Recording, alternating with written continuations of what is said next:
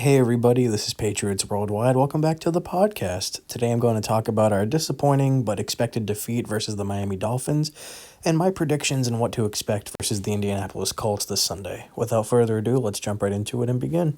Every week after the Patriots play, I end up asking myself the same question. Is it possible for this team to get worse and regress? And unfortunately, every week my question is answered. Yes, they can. This team just did not play good at all in the first half, really the first three quarters. This offensive line in my lifetime is the worst I've ever seen. Definitely undisciplined and having all these unnecessary penalties and false starts, holding, and really just kills any momentum we have going into a drive. Our biggest play on the offense came in the fourth quarter, right when the quarter was starting, as a matter of fact. Drake May on a 4th and 14 scrambled out to his right and found Austin Hooper on a 39-yard touchdown, which is really just nice to see, and it's a positive reminder that Drake May is capable of doing a lot of things that we haven't seen done by a quarterback in a long time on this franchise, if he just had protection up front and had a nice offensive line, which is something I know this front office will take note of going into the offseason. Miami's following offensive drive after the Patriots score, Miami fumbled the ball, and Christian Gonzalez recovered it, running it back for a touchdown, scoring his first touchdown of his NFL career, and hopefully first of many. In last week's episode, I did predict and really manifest a Christian Gonzalez pick six, but I will gladly take a fumble recovery as a scoop and score touchdown. Following the Christian Gonzalez touchdown, New England's offense took the field and lined up for a two-point conversion, which was successfully executed by running back Ramondre Stevenson. Making the score 15-34 with about 11 minutes and 34 seconds remaining, New England was trying to mount a comeback. However, they fell short and were not able to capitalize on any momentum, falling to 3-9 after losing once again to the Miami Dolphins. And that's really all I've got to say in regards to this game. And to tell you the truth, this entire team, and especially this offense, was just extremely frustrating to watch, very embarrassing, and this offense especially looked very undisciplined. There are a lot of people to blame in that regard, and if you want to point fingers, go right ahead, but in all truth and fairness, we have to remember that winning was never meant to be happening a lot this season. When you're going into a rebuilding year, you have to be understanding and you have to expect to not win much. Because going back to March, I was expecting us to only win 2 games, and then that got bumped up to 5 after the draft. But in all fairness, I don't understand how we've won 3 so far. And a lot of people are calling for Gerard Mayo to be fired, and Alex Van Pelt, DeMarcus Covington, all these guys to be fired and or replaced. And yes, there is some truth to that, but however, we have to remember that Gerard Mayo was never a head coach in his life. And that might be a red flag for most people when you're looking to hire your next head coach, but you have to remember that Gerard Mayo spent 8 years under Bill Belichick, both as a player and a positional coach. So he has knowledge of how coaching works and how much power he does have as a head coach. And the one thing that isn't getting talked about enough is that Robert Kraft named Gerard Mayo the successor to Bill Belichick 5 years ago. How often does an owner see a person and think, I want you to be our next head coach, and you have a guaranteed position and you have a guaranteed job whenever our current coach resigns or is fired? And remind you, Robert Kraft knows Gerard Mayo does not have head coaching experience, but he was so confident in him, and he sees the potential for giving him this job, and he sees potential for Gerard to lead this team into the future, and he does wholeheartedly believe that this man can coach us back to what this team used to be. So if he's patient and he believes in him, I think the fans should be too. And to the point of this fan base, it is very frustrating to be a bottom 5, bottom 10 team in the league. We were so accustomed to being in or around the Super Bowl every year. We have 6 trophies and 11 attempts, where some teams don't even have 1 Super Bowl appearance, let alone a Super Bowl victory. So yeah, it is very frustrating from being at the top of the mountain for so many times, now being at the bottom of the slopes. But this just was meant to happen. If you can win big, you have to be expected to lose big too. However, it depends how you react to those losses. And every week, we get tested as a fan base, and our loyalty is tested.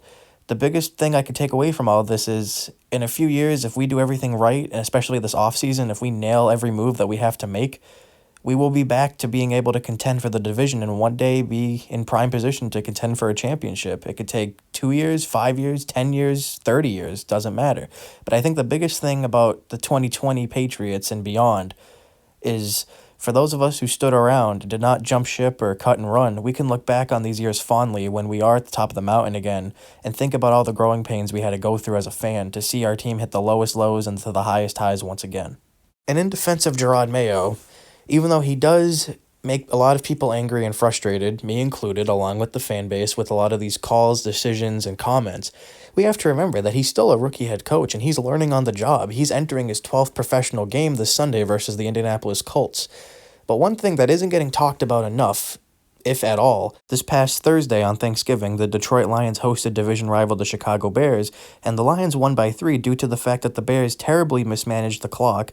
With one timeout left, they were down by 3. There was no field goal taken as they were in field goal range. The coach, Matt Eberflus, who was eventually fired the following day, did a terrible job managing the clock and really had an opportunity to take the lead or just play it smart and tie the game and try for overtime.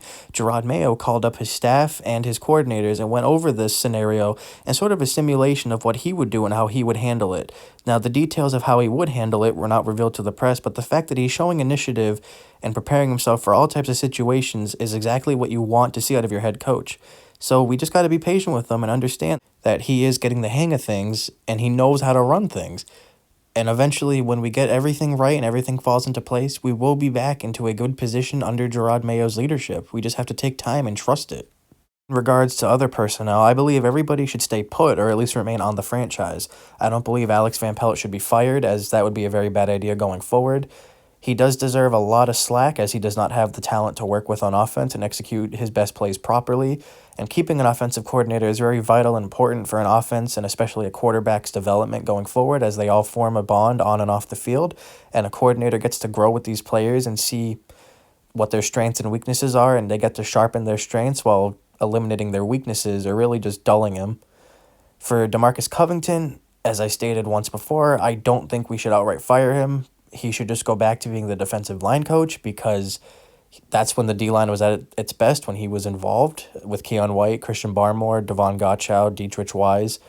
And with the addition of Yannick Ngakoue, depending on how much he might play this Sunday, that's a force to be reckoned with, and that's a great line to have. And Covington was behind a lot of that success last season. I don't really want to get into the offseason moves just yet because we still got 5 weeks left, which I can't even believe that we're ending the NFL season. We've got just a quarter left of the regular season. It feels like just yesterday, the first week was already upon us. It always goes by fast. But I will get into the Indianapolis Colts game, and I will talk about our keys to victory right now.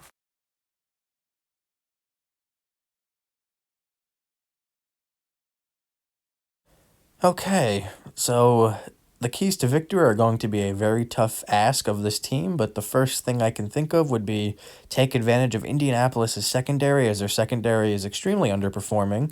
The only question is, who is Drake May going to throw to? Well, guys like Hunter Henry, Demario Douglas, Kayshon Boutte, and even Austin Hooper, someone who's been really emerging in this passing offense these past few weeks.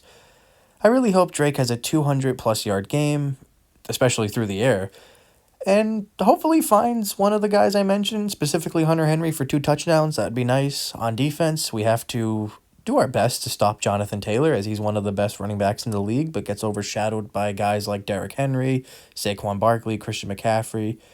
Only the arguably 3 best running backs in the league. That's still great company to be in.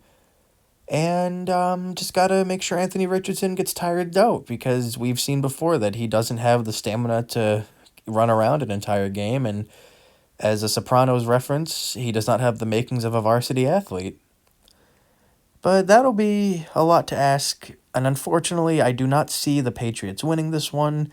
I see the Colts having a really just on paper dominant performance, with the final score being something along the lines of 28-17, or even something like 35-21, something very, very frustrating.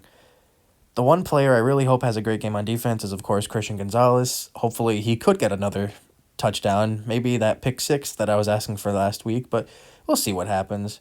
Where there's delusion, there's hope. If the Patriots win, great. And if we don't, oh well, on to next week. Little side note, Patriot tight ends often dominate against the Colts for some reason, so do with that information what you will.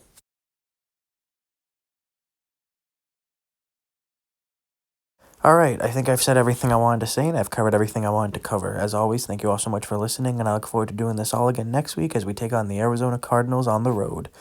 This Sunday versus the Colts, the Patriots will be rocking their red throwback jerseys, which are always a treat. I love those jerseys, as I'm sure all of you do as well.